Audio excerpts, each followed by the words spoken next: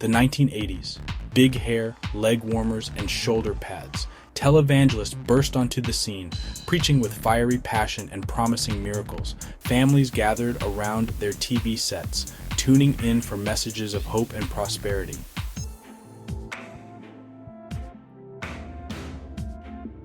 Televangelism's rise in the 1980s was meteoric, transforming religious broadcasting into a cultural force. Cable TV provided a vast audience, allowing televangelists to spread their message far beyond traditional churches. Skilled orators captivated viewers with a mix of religious fervor and showmanship. Televangelists became influential figures, aligning with political candidates and causes, sparking debate about church and state separation.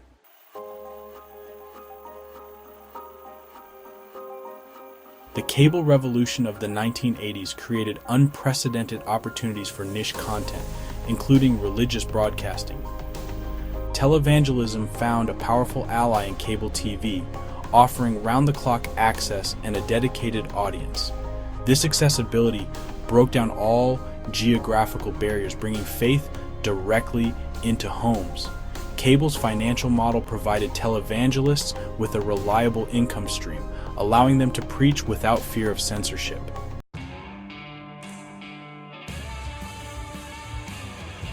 Televangelism's success was fueled by charismatic leaders like Jim Bakker and Pat Robertson. These televangelists were master communicators, using TV to captivate and inspire audiences with personal anecdotes and miraculous stories. Their celebrity status further amplified their reach and influence, turning them into household names.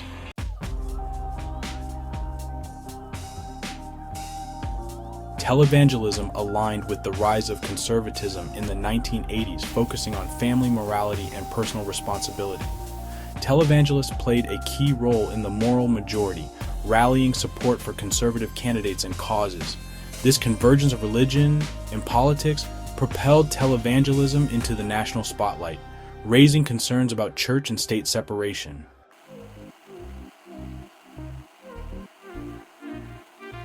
Televangelism marked a shift in how people accessed religious teachings, bringing faith directly into living rooms.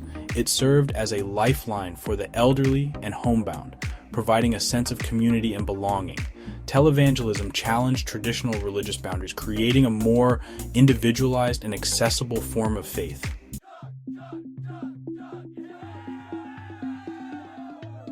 Televangelism's greatest strength lay in providing solace and encouragement to millions. For those facing personal struggles, televangelists offered messages of hope and the promise of a better tomorrow. The power of prayer and a clear-cut worldview resonated with viewers seeking guidance in a chaotic world.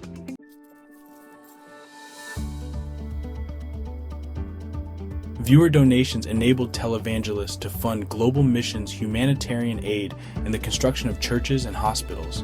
Televangelism inspired generosity and a commitment to social justice among its followers. Ministries distributed religious texts, sparking conversations about spirituality on a global scale.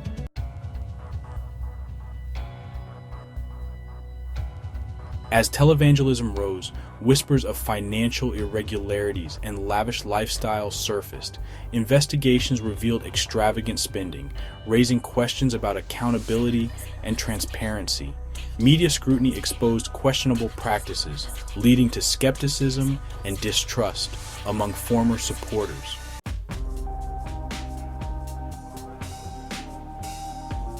The prosperity gospel preached that financial blessing was a sign of God's favor, encouraging generous donations.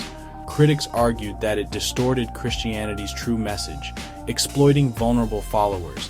The emphasis on material wealth raised concerns about social justice and theological soundness, creating a false dichotomy between faith and poverty.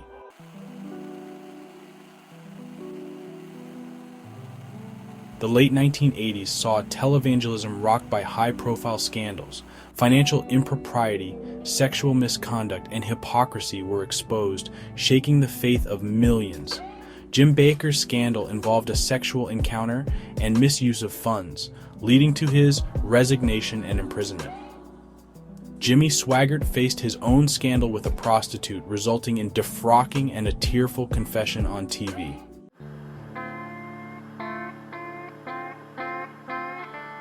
The 1980s era of televangelism left a complex and often contradictory legacy. On the one hand, it revolutionized religious broadcasting, bringing the message of faith into millions of homes and expanding the reach of Christianity like never before. The dynamic charisma of televangelists, combined with the widespread reach of television, sparked a cultural phenomenon that reshaped religious conversations and left a lasting impact on political landscapes. However, the movement's rapid rise was paralleled by its equally swift fall from grace. High-profile scandals, financial mismanagement, and the controversial teachings of the prosperity gospel tarnished the reputation of televangelism, leaving many disillusioned and wary of religious leaders who seemed more interested in personal gain than spiritual guidance. Despite the scandals and controversies, the impact of 1980s televangelism continues to reverberate today. The movement's entrepreneurial spirit and innovative use of media paved the way for the rise of megachurches and the proliferation of Christian broadcasting networks.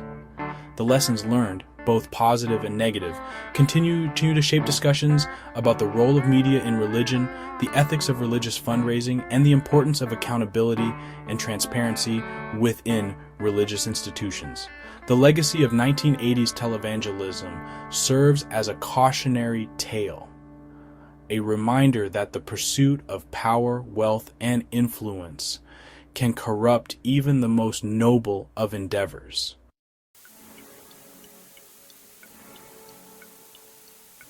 While the scandals of the late 1980s cast a long shadow over televangelism, the movement's influence on religious broadcasting continues to this day. The rise of cable television, which provided a platform for televangelists to reach a mass audience, paved the way for the explosion of religious programming, including dedicated Christian networks, talk shows, and music channels. The advent of the internet and the rise of digital media further transformed religious broadcasting, shifting the landscape from a handful of powerful televangelists to a more decentralized and diverse array of voices. Online platforms like YouTube podcasts and social media allowed individuals and smaller ministries to bypass traditional media gatekeepers, creating and sharing religious content directly with their audiences.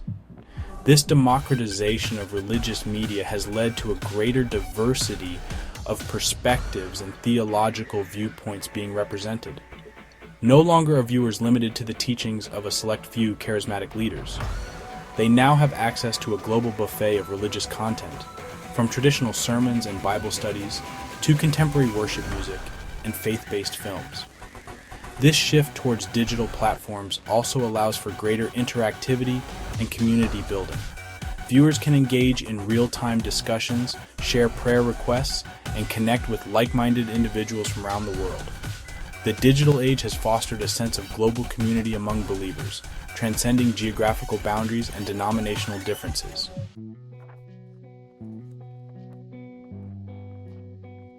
Lessons learned, lessons ignored. Accountability, transparency, and the ongoing struggle for integrity. The scandals that rocked the televangelism movement in the 1980s highlighted the need for accountability and transparency. Lavish lifestyles and financial improprieties eroded public trust, sparking calls for greater oversight. Ministries implemented stricter financial controls and independent boards. Codes of ethics were adopted to regain trust. The Evangelical Council for Financial Accountability promotes financial integrity. Despite efforts, concerns about financial accountability persist. The pursuit of integrity and transparency must be ongoing.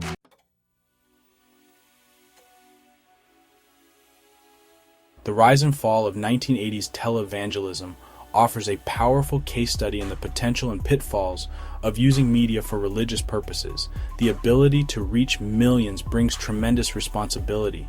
The allure of a vast audience can be intoxicating. The temptation to prioritize viewership over substance is a constant danger. The 1980s taught us that the pursuit of popularity can corrupt religious endeavors. Modern ministries must prioritize spiritual integrity over worldly success. Transparency and accountability are essential safeguards. Today's leaders must recognize the power of their messages. Authenticity, grounded in humility, should guide their steps.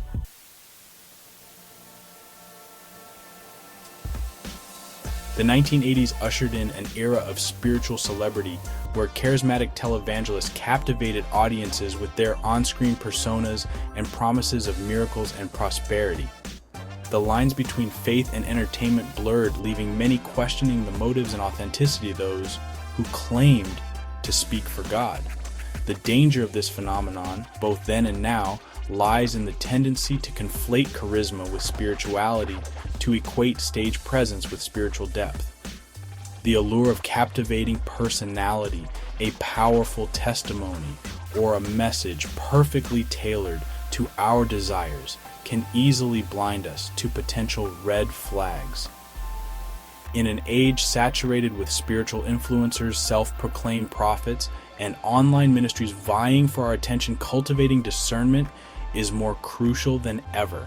We must learn to look beyond the polished facades, the carefully curated online personas, and the promises of instant gratification.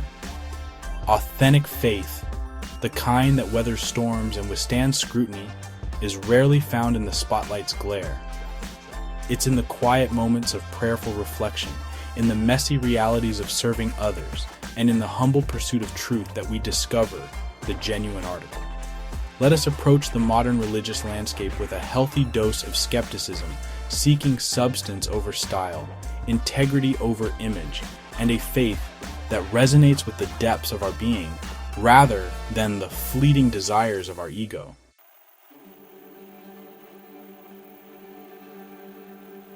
The 1980s were a wild ride for televangelism.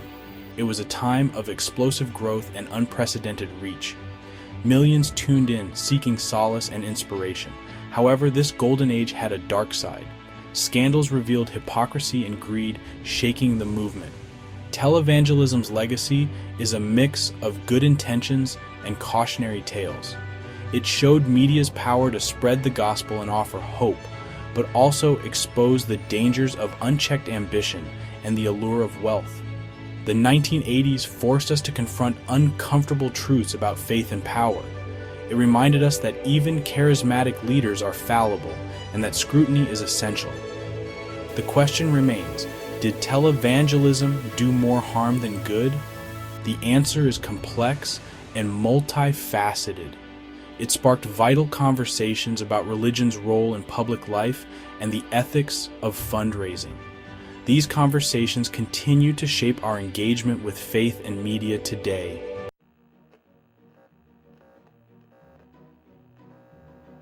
Despite the scandals and controversies, the desire to connect with faith through media persists. The torch has been passed from the televangelists of the 1980s to a new generation of religious broadcasters armed with podcasts, YouTube channels, and social media accounts. The platforms may have changed, but the fundamental questions remain. How can we harness the power of media for spiritual good? How can we ensure transparency and accountability in the digital age? And how can we cultivate discernment in a world saturated with spiritual influencers vying for our attention? The future of faith broadcasting hinges on learning from the mistakes of the past.